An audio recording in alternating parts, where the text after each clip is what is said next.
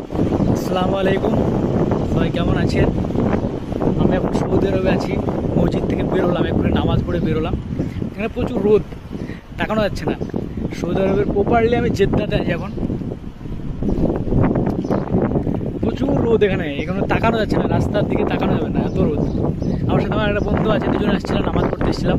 পেছনের ভিউটা দিতে নামাজ পড়ে বেরোলাম। পিছনের ভিউটা দেখো ভাই, পিছনের ভিউটা দেখো, পিছনের ভিউটা দেখো কত সুন্দর। এই পাহাড়ের উপরে ছিল মসজিদটা, পাহাড়ের উপর ছিল।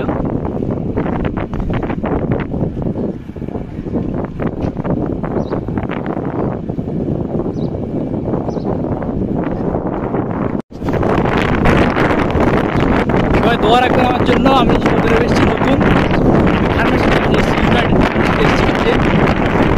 তো যে ছুটি ছিল, আমি নামাজের জন্য বেরিয়েছিলাম, নামাজ পড়তে এসেছিলাম।